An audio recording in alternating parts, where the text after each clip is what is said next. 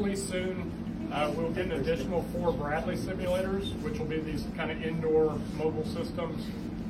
We'll get a 6 like semi-trailer setup, which is the Close Combat Tactical Trainer. And those are simulators that are all linked together, so like multiple crews can be in the same virtual kind of world doing things together. And then we'll have some additional simulators up in Gatesville. So next time y'all come out, we should have plenty of video games that y'all can come and play. The main purpose of these is gunnery practice. So basically saving taxpayer dollars. I can shoot 10,000 rounds out of this, and it costs you, the cost of electricity versus $1,500 a round. And also, fuel costs, wear and tear on the environment, all that stuff. So it's about cost saving and being able to get tons of what we call sets and reps. Repetitions in for these guys. So yeah, if we want to play a little bit, we can throw these guys in and somebody can jump in there. Auto loader, not auto loader. Yeah. So another thing, we're building that hand and eye coordination between all the movements of the sights, the switchology switching between machine gun, main gun round, different styles of main gun round, where we're manipulating the gun system, all those kind of things that your mind and your hand, and with each one of those movements, there's a fire command so that maximize efficiency on those. And this is where we get to learn it right here while we're not burning diesel and shooting live rounds out. The crew coordination, to the sir's point, is there's a tank commander, there's a gunner, there's a driver, there's a loader, and all these words mean things to the whole crew, but I say one thing and the loader has to do another thing. So imagine this rubbing a belly and patting a head, I can do this, but we're asking the entire crew to do this on somebody else's body, right? So we have to sort of anticipating what everybody else is thinking, and that's what really our biggest bang for the buck here. You got a question, sir? Do these things simulate the seat being bumpy and the terrain? Why don't we sit down? One step at a time. One step at a time. Yes or no? We do not get sort of the bumps and the moves, but the noise, and you'll hear as things start happening and we start shooting, you'll hear some noise. It's not turned up all the way, but we won't feel, the bumps. But it feels a little better, and as the tanks get newer, right? They don't quite move as much, right? They do a pretty good job inside. It's better than sitting in a regular Humvee, that's for sure. Yeah, it's actually surprising, like in an Abrams, how little you feel things because it's such a big piece of equipment, and the suspension on that, and it's all built to be able to maintain stability for that gunner and be a smooth ride, basically.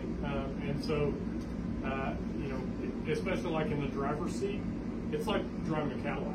I mean, it is super comfortable, and it's a tight fit in there, and it's hot. But other than that, like, you're not getting banged around unless your driver does something really stupid.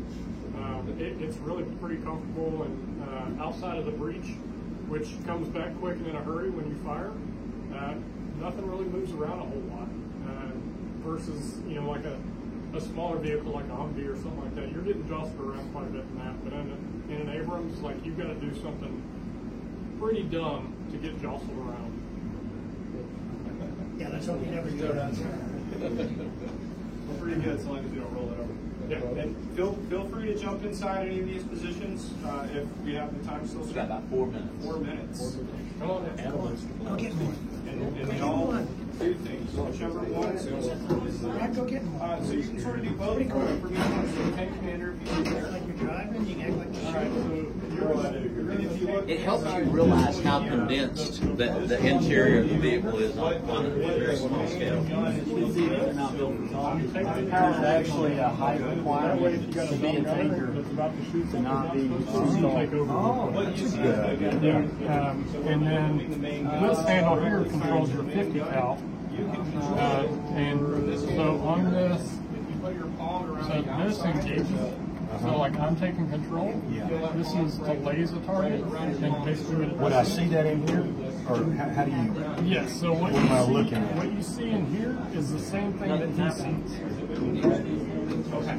I just can't hear it. I don't have the sight here. and you just shot around. And that's about what it sounds like in here. It's just louder. So I don't feel the kickback? You won't feel the kickback there. Up. So we just did a reload, a simulated reload. So now this one that's right in front of your face is exactly what you were looking at back there in the tank commander's position. And right here, you press back, and it exists on either side.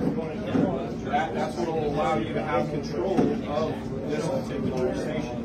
So just pull in there, and then on your index fingers is the gun, and you reload that real quick. Because we shot there.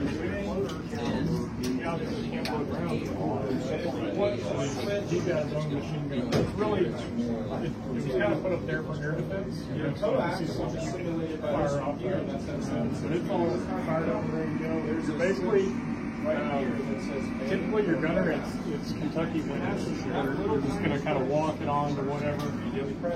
And then your trigger is just paddle.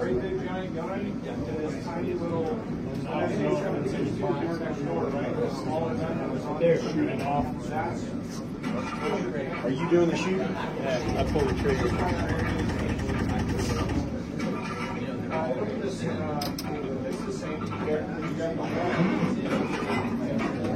That's how you press